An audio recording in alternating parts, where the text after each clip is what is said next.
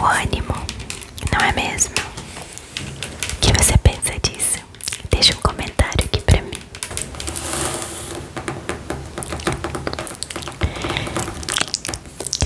Então já coloca os seus fones de ouvido, se você gosta de ouvir, né, com os fones. Coloque-se numa posição bem confortável, longe de qualquer distração.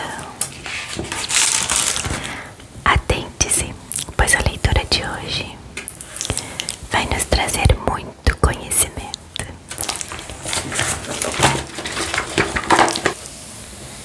E como você pode ver no título, a nossa nova leitura é 1 Coríntios, primeira carta de Paulo aos Coríntios.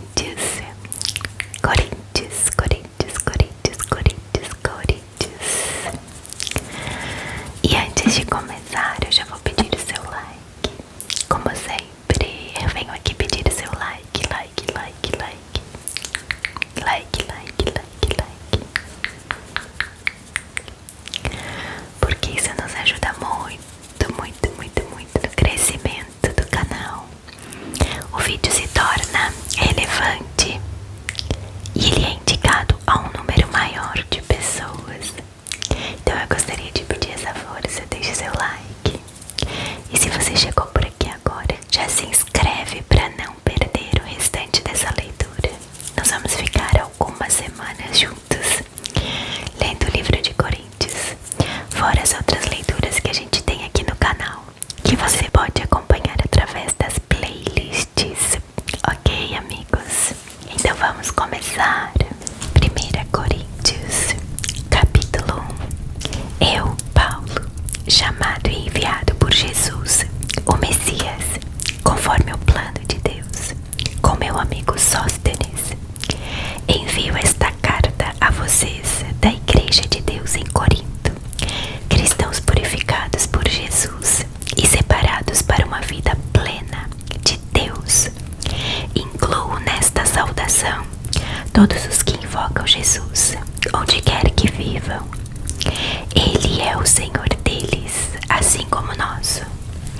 Que todos os dons e benefícios que vêm de Deus, nosso Pai, e do Senhor Jesus Cristo sejam de vocês. Toda vez que penso em vocês, e o faço com frequência, agradeço a Deus pela vida que levam, com livre acesso a Ele, concedido por Jesus.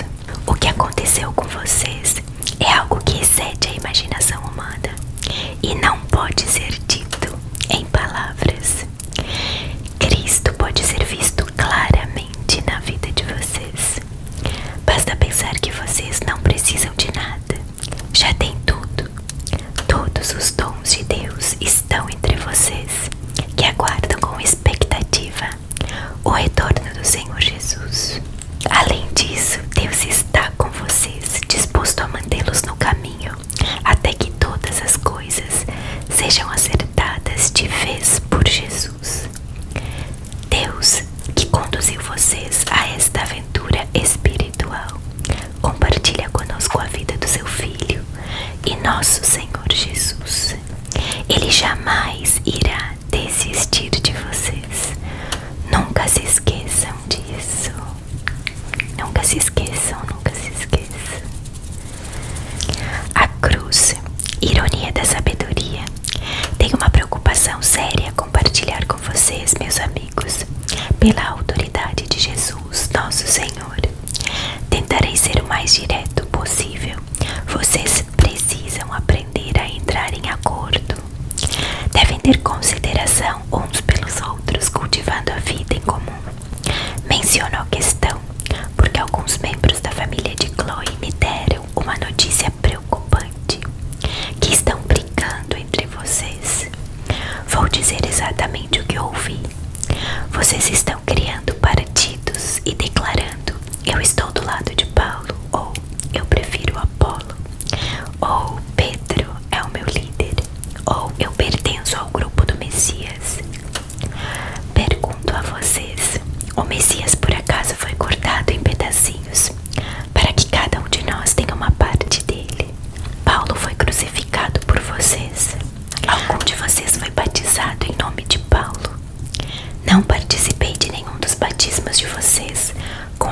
irmãos de Crispo e Gaio.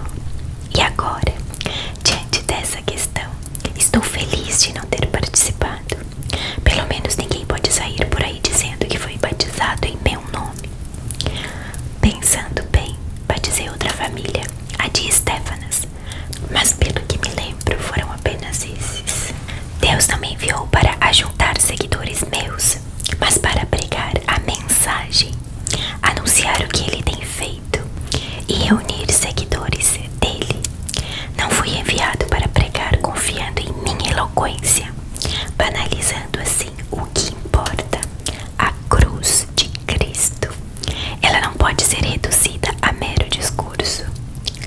A mensagem que aponta para Cristo na cruz parece tolice para os que caminham para a destruição, mas para quem está no caminho da salvação faz todo sentido. Está escrito: destruirei a sabedoria dominante, mostrarei que quem se acha sábio é louco. Onde acharão alguém verdadeiramente sábio, educado e inteligente na época atual? Deus já não denunciou tudo isso como mera pretensão, palavras sem sentido. O mundo, com sua sabedoria fantasiosa, nem mesmo chegou perto do conhecimento de Deus. Por isso, em sua sabedoria, Deus decidiu usar o que o mundo considera tolice, pregação acima de tudo, para levar os que confiam nele ao caminho da salvação. Enquanto os judeus buscam milagres e os gregos correm atrás da sabedoria filosófica, nós prosseguimos anunciando Cristo, o crucificado. Os judeus o consideram uma pedra de tropeço e os gregos um absurdo. Mas para nós, judeus e gregos pessoalmente chamados por Deus, Cristo é o milagre e a sabedoria, absolutos reunidos numa única pessoa. A sabedoria humana é quase nada comparada com o aparente absurdo de Deus.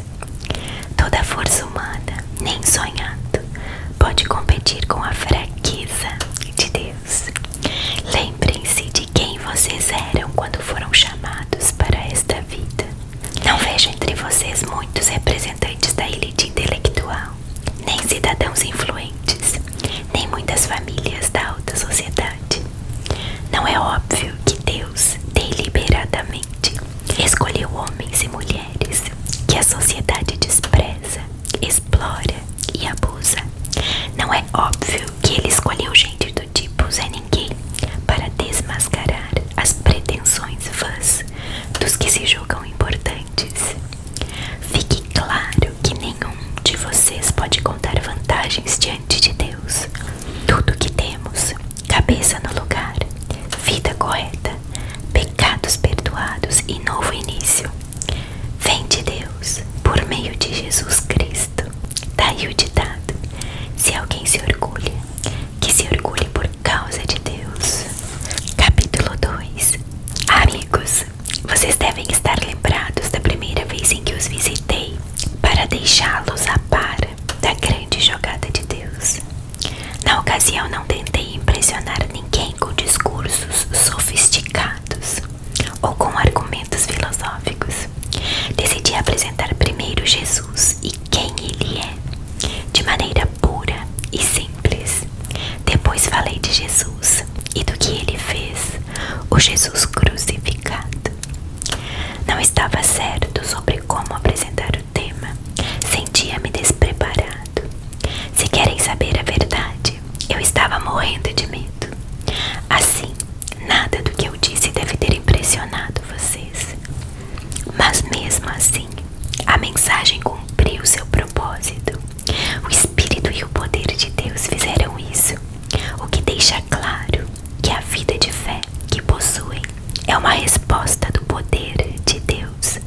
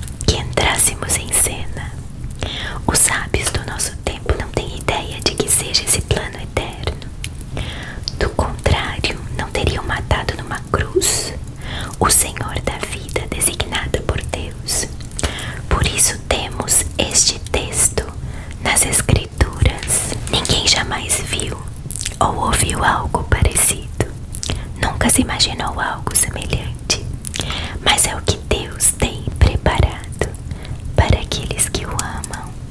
Mas vocês o têm visto e ouvido porque Deus, por intermédio do seu Espírito, o revelou a vocês.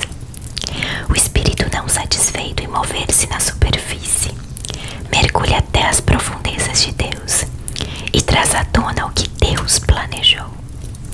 Quem conhece o seu pensamento, a não ser você mesmo? O mesmo ocorre com Deus.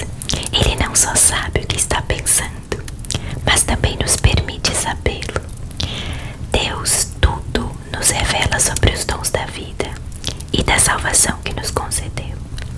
Não precisamos dos palpites, nem das opiniões do mundo. Não aprendemos isso nos livros, nem na escola. Aprendemos de Deus, que nos ensinou pessoalmente, por meio de Jesus, e o transmitimos a vocês em primeira mão. Quem não é espiritual não pode receber os dons do Espírito de Deus. Não tem essa capacidade. Os dons de Deus lhe parecem tolice. Só o espiritual pode reconhecer o Espírito de Deus e o espírito humano em plena comunhão. Espiritualmente vivos, temos acesso a tudo que o Espírito de Deus está fazendo. Assim, não podemos ser julgados pelos críticos que não são espirituais. A pergunta de Isaías: existe alguém que conheça o Espírito de Deus? Alguém que saiba o que ele está fazendo? Foi respondida: Cristo sabe, e nós temos o Espírito de Cristo.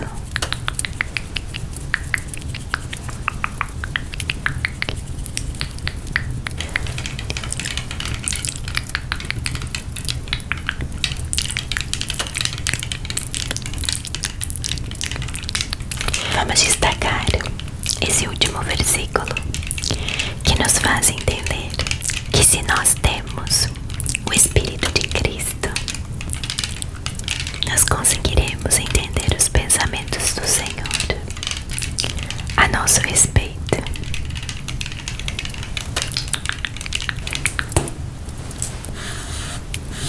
Existe alguém que conheça o Espírito de Deus? Alguém que saiba o que ele está fazendo?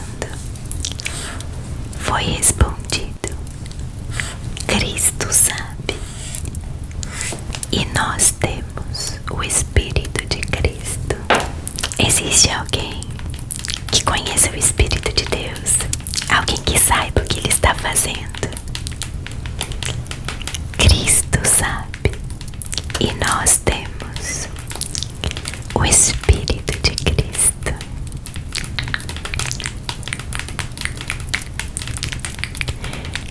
Existe alguém que conheça o Espírito de Deus? Alguém que saiba o que ele está fazendo? Cristo sabe, Cristo sabe, e nós temos o Espírito de Cristo. Nós temos o Espírito de Cristo. Amém, amém, amém. Eu espero que essa palavra tenha edificado a sua vida. Nos vemos no próximo vídeo. Que Deus abençoe você. 1 Coríntios, capítulo 1. Eu, Paulo, chamado e enviado por Jesus, o Messias, conforme o plano de Deus, com meu amigo Sóstenes, envio esta carta a vocês da Igreja de Deus em Corinto, cristãos purificados por Jesus e separados para uma vida plena de Deus. Incluo nesta saudação todos os que invocam Jesus, onde quer que vivam. Ele é o Senhor deles, assim como nosso. Que todos os dons e benefícios que vêm de Deus, nosso Pai, e do Senhor Jesus Cristo sejam de vocês. Toda vez que penso em vocês, e o faço com frequência, agradeço a Deus pela vida que levo, com livre acesso a Ele, concedido por Jesus.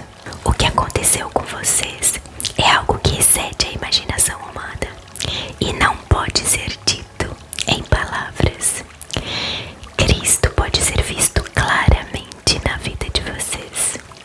Basta pensar que vocês não precisam de nada, já têm tudo. Todos os dons de Deus estão entre vocês, que aguardam com expectativa o retorno do Senhor Jesus. Além disso, Deus está com vocês, disposto a mantê-los no caminho, até que todas as coisas sejam acertadas de vez por Jesus. Deus, que conduziu vocês a esta aventura espiritual, compartilha conosco a vida do seu Filho e nosso Senhor Jesus. Ele jamais irá desistir de vocês. Nunca se esqueçam disso. Nunca se esqueçam, nunca se esqueçam. A cruz, ironia da sabedoria. Tenho uma preocupação séria a compartilhar com vocês, meus amigos. Pela autoridade de Jesus, nosso Senhor, tentarei ser o mais direto possível. Vocês precisam aprender a entrar em acordo. Devem ter consideração uns pelos outros, cultivando a vida em comum. Menciono a questão porque alguns membros da família de Chloe me deram uma notícia preocupante, que estão brigando entre vocês. Vou dizer exatamente o que ouvi. Vocês estão criando partidos e declarando: eu estou do lado de Paulo, ou eu prefiro Apolo, ou Pedro é o meu líder, ou eu pertenço ao grupo do Messias. Pergunto a vocês: o Messias por acaso foi cortado em pedacinhos para que cada um de nós tenha uma parte dele? Paulo foi crucificado por vocês. Algum de vocês foi batizado em nome de Paulo? Não participei de nenhum dos batismos de vocês, com exceção dos de Crispo e Gaio. E agora, diante dessa questão, estou feliz de não ter participado. Pelo menos ninguém pode sair por aí dizendo que foi batizado em meu nome. Pensando bem, batizei outra família, a de Stefanas, mas pelo que me lembro foram apenas esses. Deus não me enviou para ajuntar seguidores meus, mas para pregar a mensagem, anunciar o que Ele tem feito e reunir seguidores dele. Não fui enviado para pregar confiando em minha eloquência, banalizando assim o que importa, a cruz de Cristo. Ela não pode ser reduzida a mero discurso. A mensagem que aponta para Cristo na cruz parece tolice para os que caminham para a destruição, mas para quem está no caminho da salvação, faz todo sentido. Está escrito: destruirei a sabedoria dominante, mostrarei que quem se acha sábio é louco. Onde acharão alguém verdadeiramente sábio, educado e inteligente na época atual? Deus já não denunciou tudo isso como mera pretensão, palavras sem sentido. O mundo, com sua sabedoria fantasiosa, nem mesmo chegou perto do conhecimento de Deus. Por isso, em sua sabedoria, Deus decidiu usar o que o mundo considera tolice, pregação acima de tudo, para levar os que confiam nele ao caminho da salvação. Enquanto os judeus buscam milagres e os gregos correm atrás da sabedoria filosófica, nós prosseguimos anunciando Cristo, o crucificado. Os judeus o consideram uma pedra de tropeço e os gregos um absurdo. Mas para nós, judeus e gregos pessoalmente chamados por Deus, Cristo é o milagre e a sabedoria, absolutos reunidos numa única pessoa. A sabedoria humana é quase nada comparada com o aparente absurdo de Deus. Toda a força humana, nem sonhando, pode competir com a fraqueza de Deus. Lembrem-se de quem vocês eram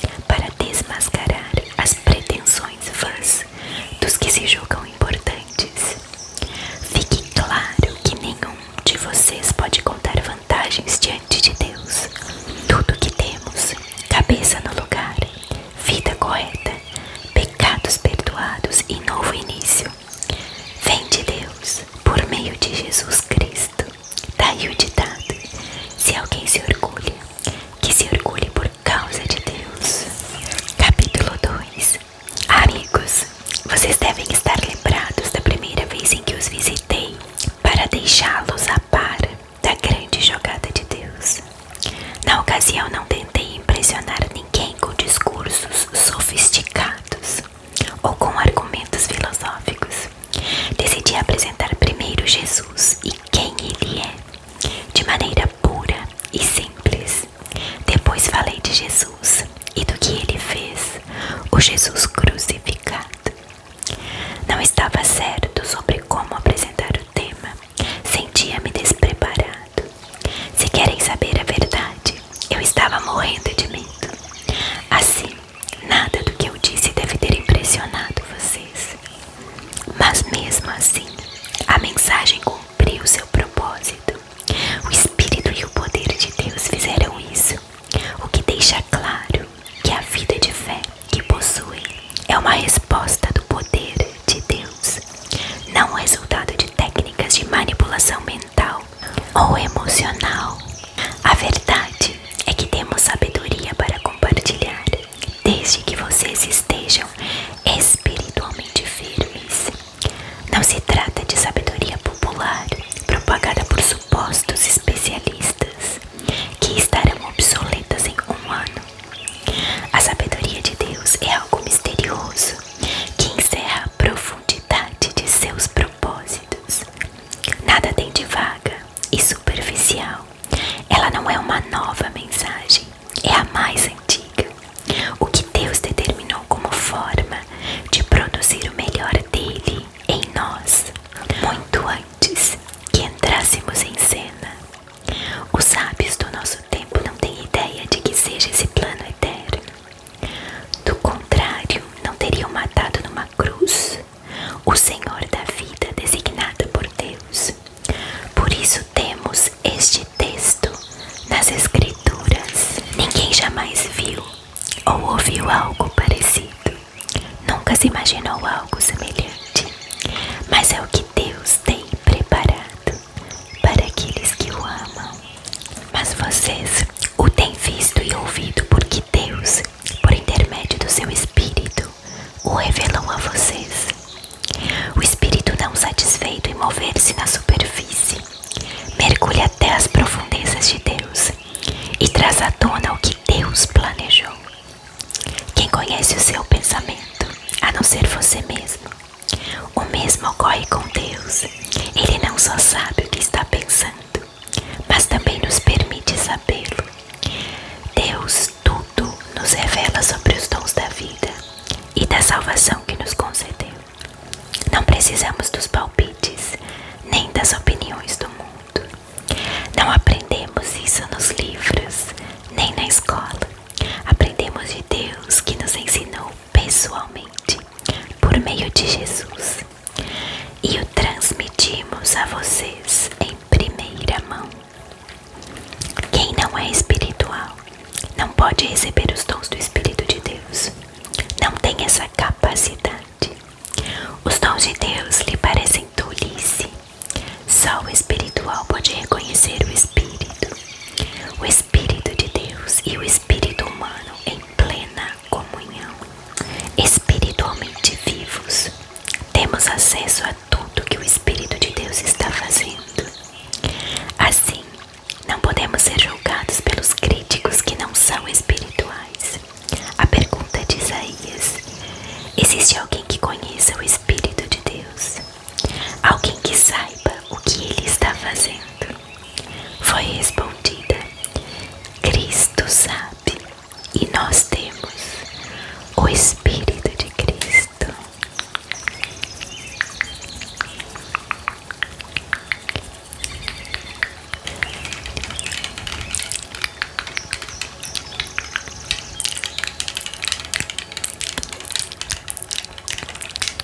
Vamos destacar esse último versículo, que nos faz entender que se nós temos o Espírito de Cristo,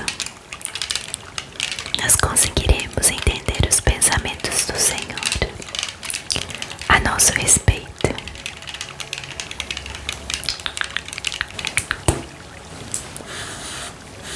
Existe alguém que conheça o Espírito de Deus? Alguém que saiba o que ele está fazendo? Foi respondido: Cristo sabe, e nós temos o Espírito de Cristo.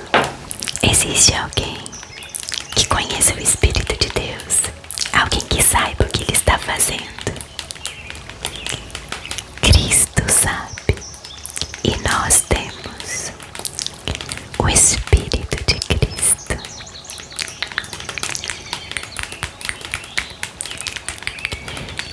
Existe alguém que conheça o Espírito de Deus?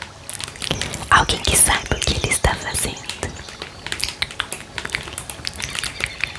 Cristo sabe, Cristo sabe, e nós temos o Espírito de Cristo.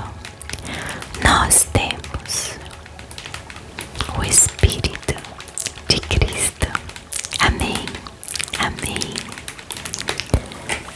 amém. Eu espero que essa palavra tenha edificado a sua vida. Nos vemos no próximo vídeo. Que Deus abençoe você.